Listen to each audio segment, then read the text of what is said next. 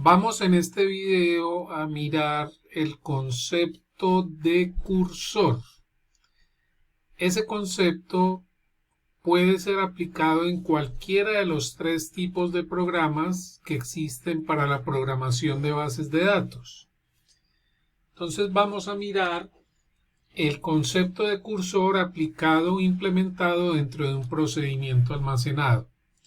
Para tal fin, pues tengo preparado ya un procedimiento almacenado con una lógica específica y la cual, a medida que voy a ir explicando la lógica del procedimiento, voy a ir documentándolo para reforzar la explicación.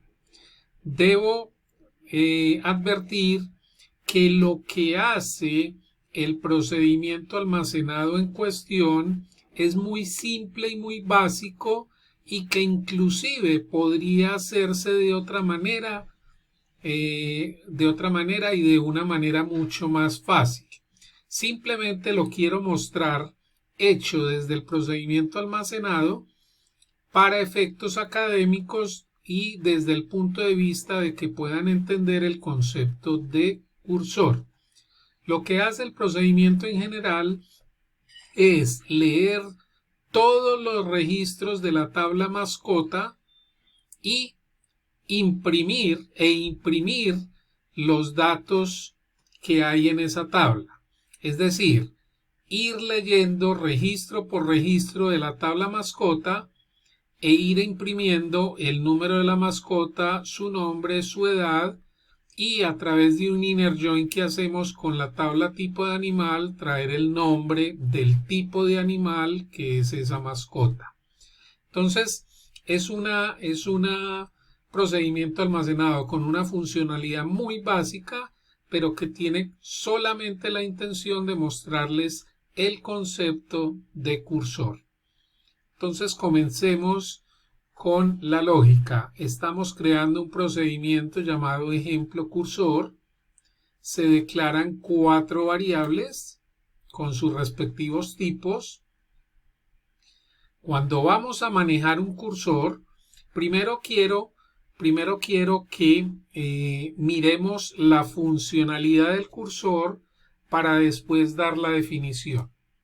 Cuando nosotros vamos a manejar un cursor dentro de la lógica de un procedimiento almacenado o inclusive de una función o de un trigger, el primer paso es declarar el cursor.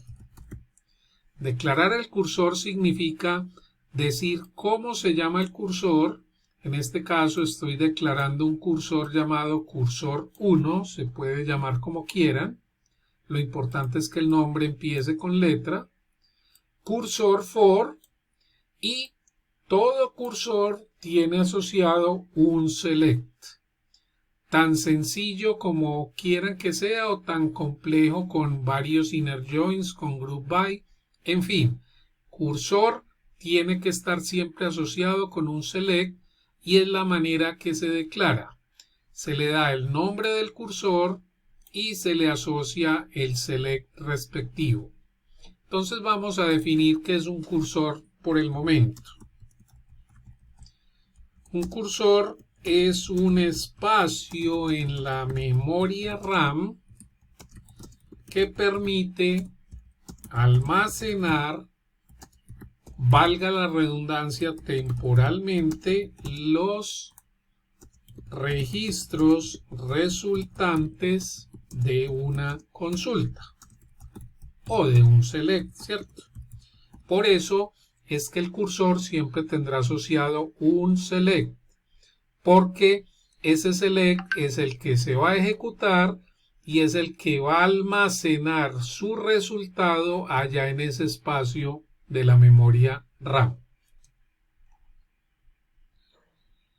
Bien, entonces aquí estamos viendo que ya declaramos el cursor como nuestro primer paso, donde tenemos el select que vamos a traer el número, el nombre y la edad de cada mascota junto con el nombre del tipo de animal que es esa mascota, haciendo un inner join entre mascota y tipo de animal.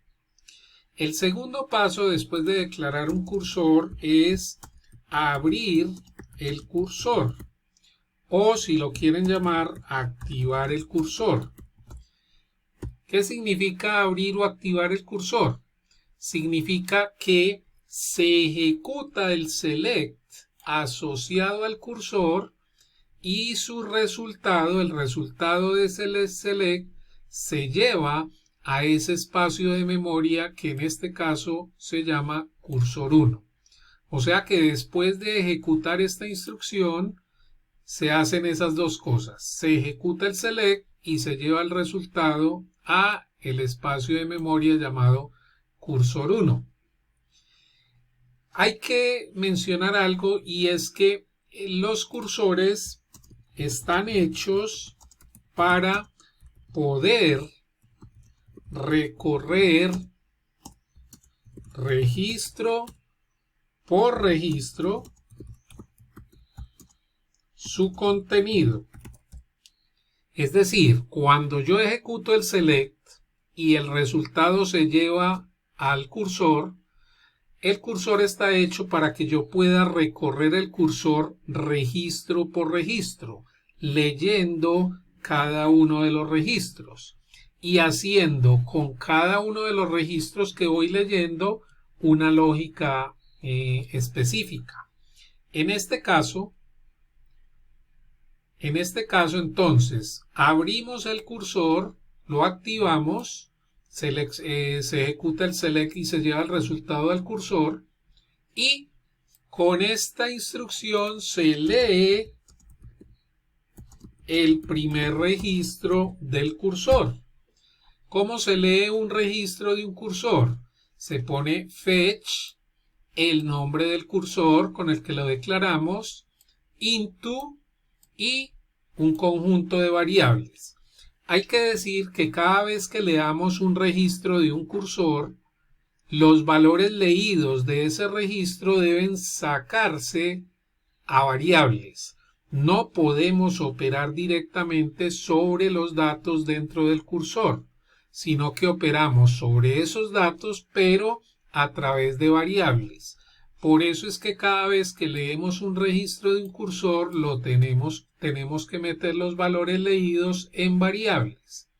Y como aquí en el select, por cada registro leído estamos leyendo 4 datos: el número de la mascota, el nombre de la mascota, la edad de la mascota y el nombre del tipo de animal. Entonces, en el into tenemos 4 variables, 4 campos que deben corresponder con 4 variables. Y cada campo, el primero de acá con el primero de acá, el segundo con el segundo, el tercero con el tercero y el cuarto con el cuarto, deben ser del mismo tipo de dato. Es decir, si en mascota el campo número es de tipo begint, entonces la variable num la debía haber declarado de tipo begint. Si el campo nombre en mascota está definido como varchar de 30, entonces la variable @nom debe estar definido como varchar de 30. Y así sucesivamente. Esa es la razón por la cual hay esta declaración de 4 variables al principio del programa. Metámonos al while. Enseguida les voy a explicar qué es este while.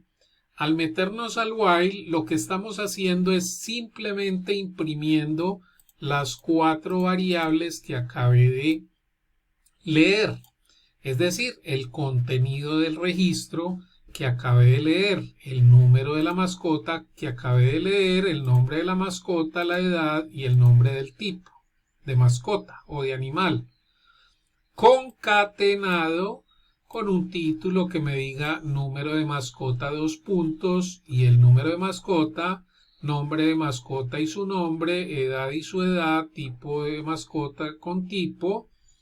Y obviamente para concatenar un string debe ser concatenado con otro string. Por lo tanto, estas dos variables que son de tipo numérico las debo convertir a string para poderlas concatenar con este otro string. Y aquí simplemente estoy imprimiendo un espacio en blanco, un renglón en blanco para efectos estéticos.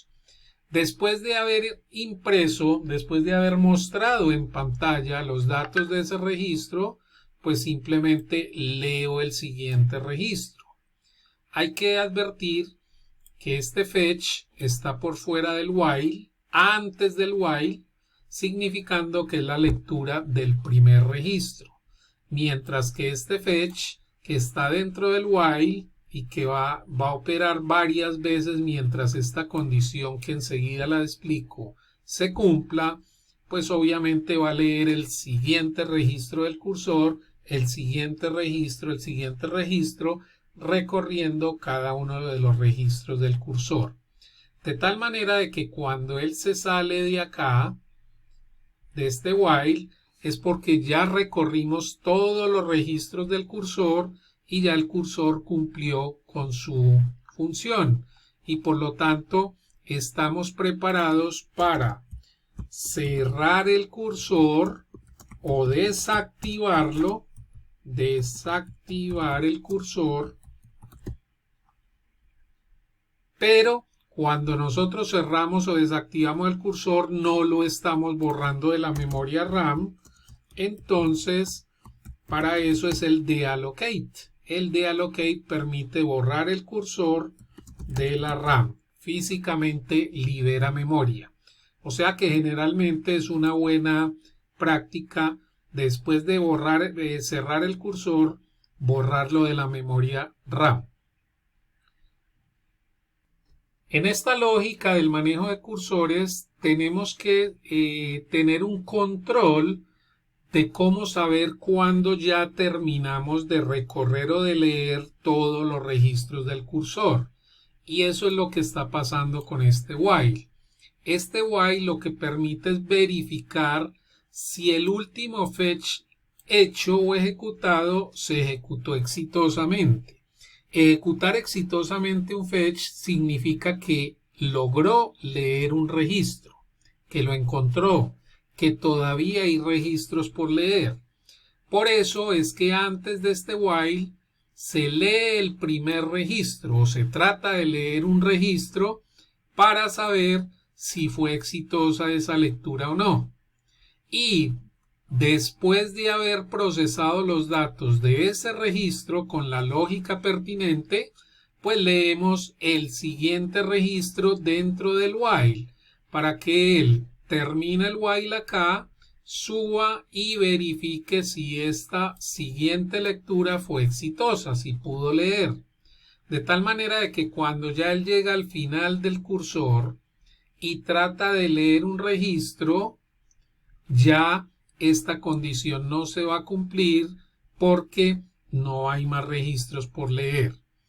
Esto que tiene doble arroba es una variable de SQL Server que se llama fetch status y que permite comprobar el estado del último fetch ejecutado.